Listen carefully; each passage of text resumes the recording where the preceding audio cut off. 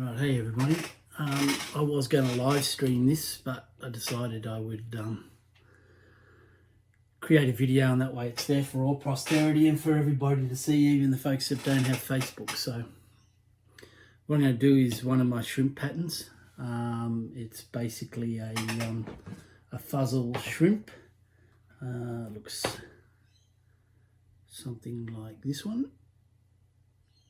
Alright, so a lot of movement, bit of weight to get it down towards the bottom, and weed guard, and I will be putting a weed guard on it because when fishing places like the entrance, the best locations to pick up fish are around the edges of the weed beds. So that's the plan. So we will need an RX hook.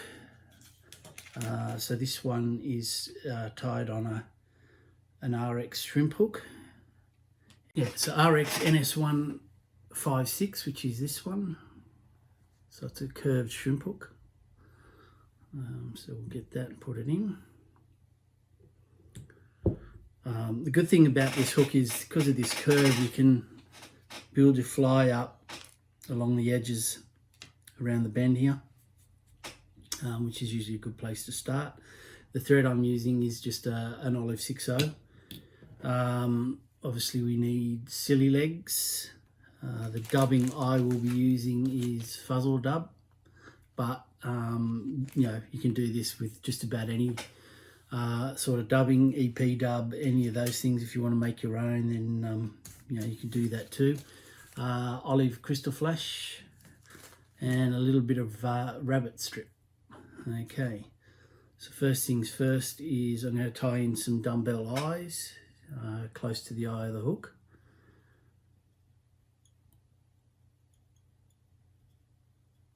So we'll build up some thread here, get rid of that little bit of excess there,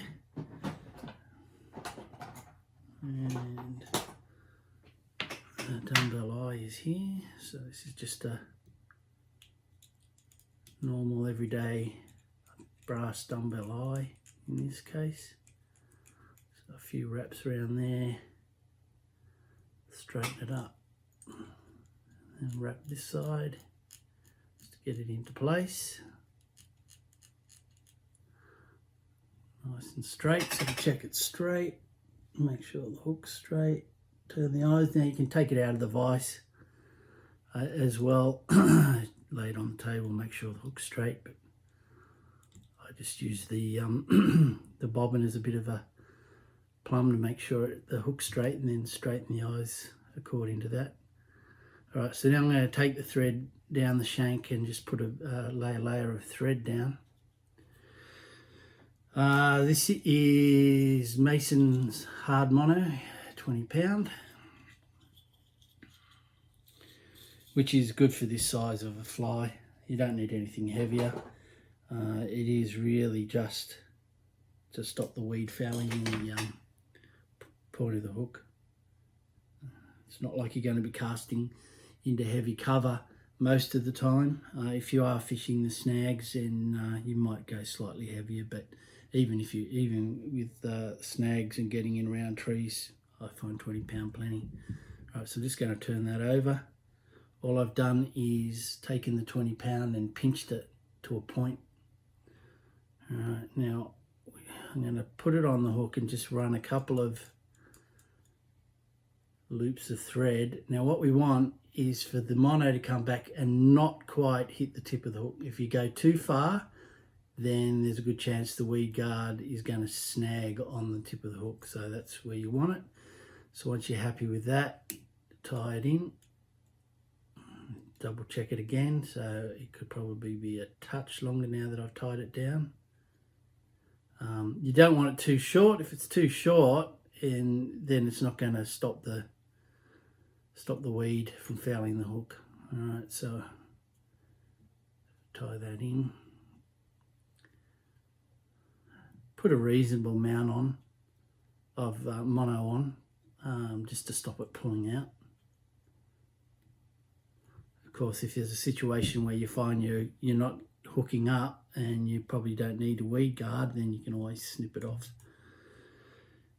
Much easier to tie it on than to try and put one on after the event. So I'm coming a fair way down the bend of the back of the hook now. And putting a base of thread. Alright, so that's the eyes and the weed guard done, and now I'm just going to put a little bit of head cement on that just to hold that all in place and stop it twisting around the hook. Alright, so that's that.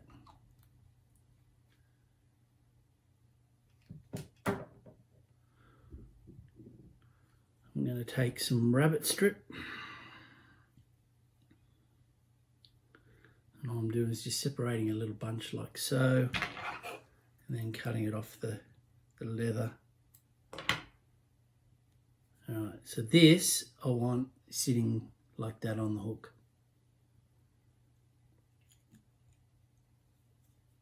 Shorten up the thread a little bit, I'll help you trap it. Alright, make sure it's on relatively straight, like that.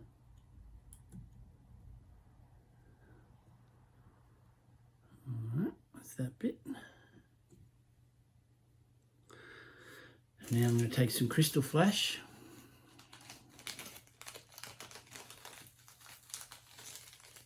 So I'm just taking one strand of crystal flash, I'm going to double it over. And then cut there. I'm going to put one to the side.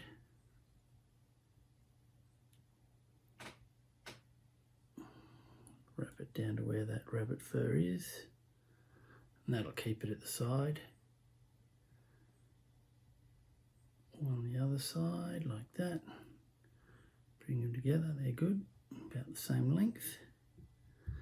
Alright, now the legs, same deal.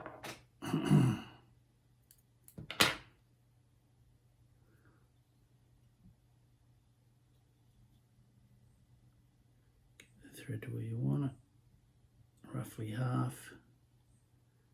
Bring that up, loose wraps one side,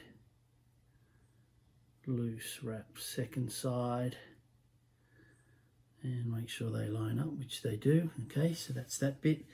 The reason for the loose wraps, if you pull it too tight, it's really going to throw those silly legs out really wide, and you don't really want that with this particular pattern, so just be careful of that. Another bit of rabbit. And then this one I want sitting slightly out, so I'm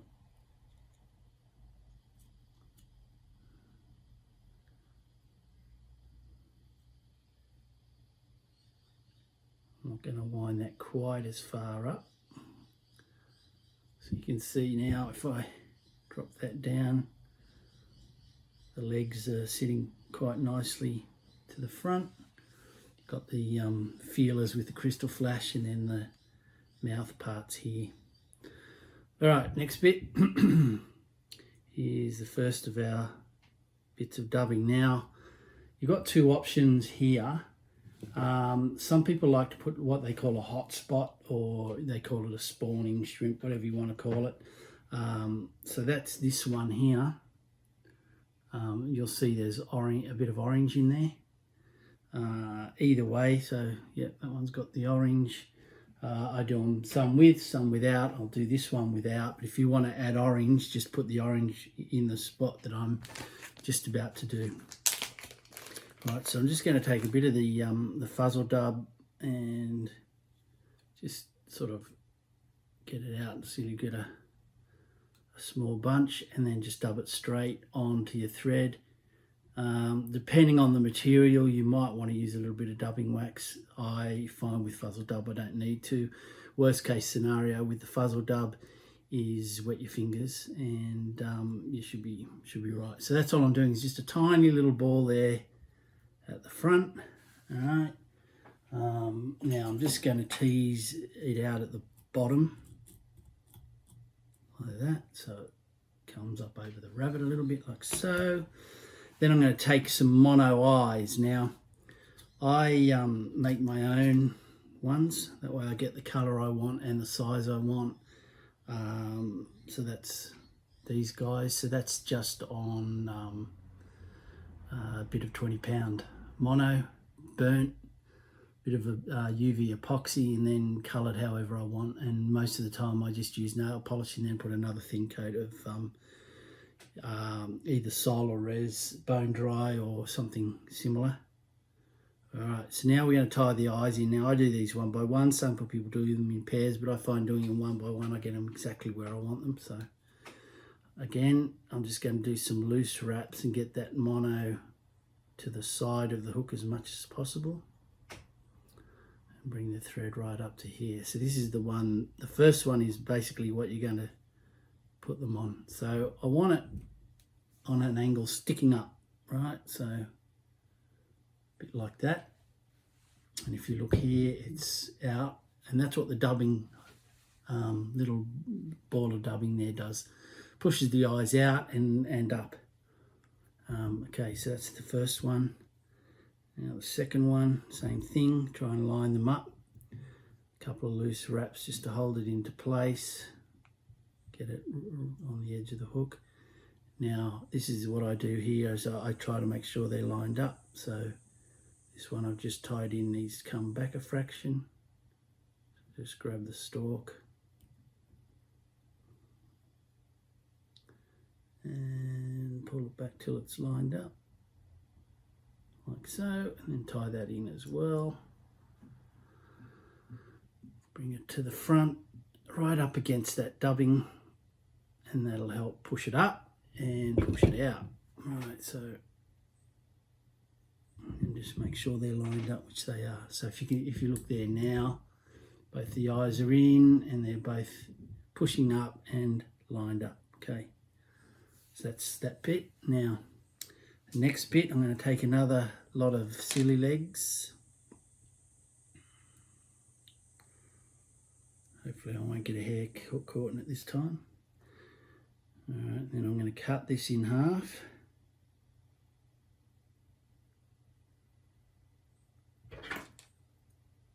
Put one half down.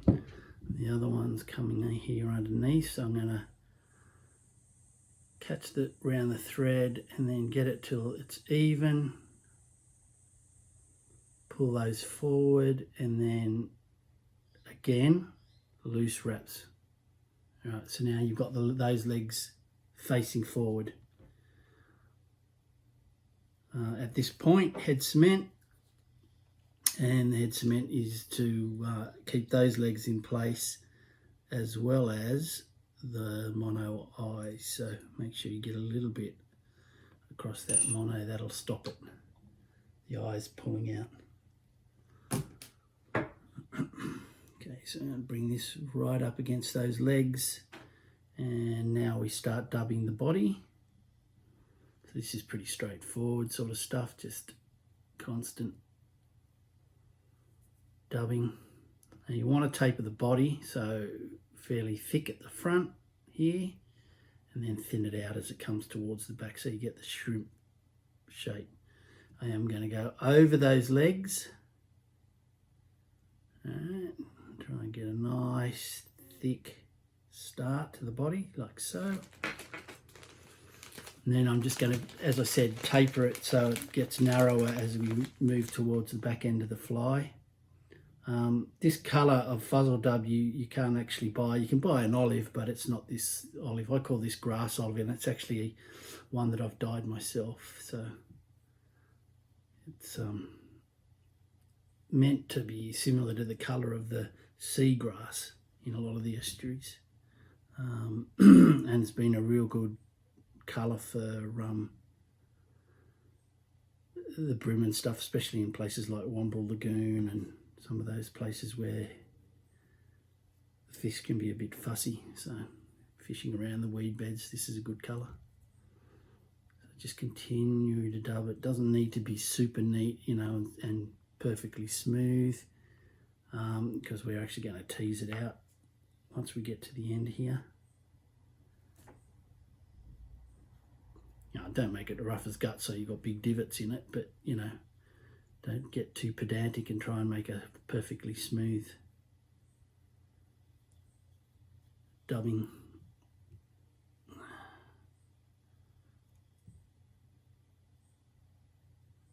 Catch all of that. So you'll see that slowly tapering down as we get towards the back there.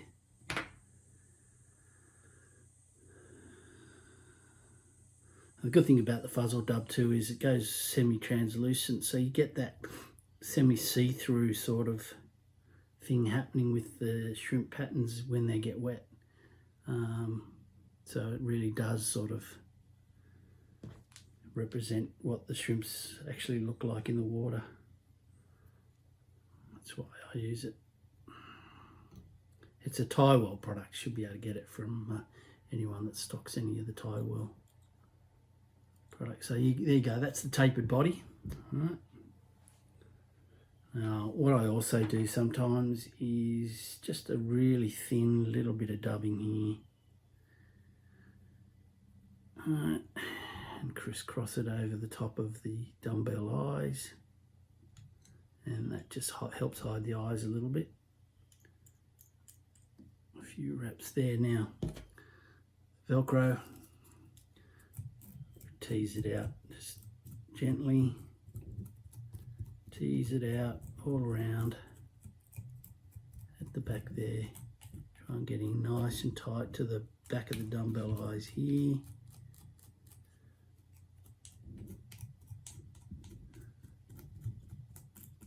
Okay, and then pull it forward. There you go, you've got your shrimp shape, and as I said, that loose dubbing will go really transparent when it's wet, and it'll look really, really good in the water. So that's that. Let's just finish off the weed guard. So a whole lot of wraps here between the weed guard and the eye of the hook, help it sit up. All right, like that. Whip finish.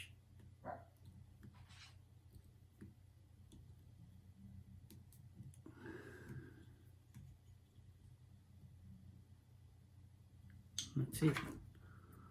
Head cement or epoxy where the thread is, and you're done. That's it. Hope you enjoy that, guys.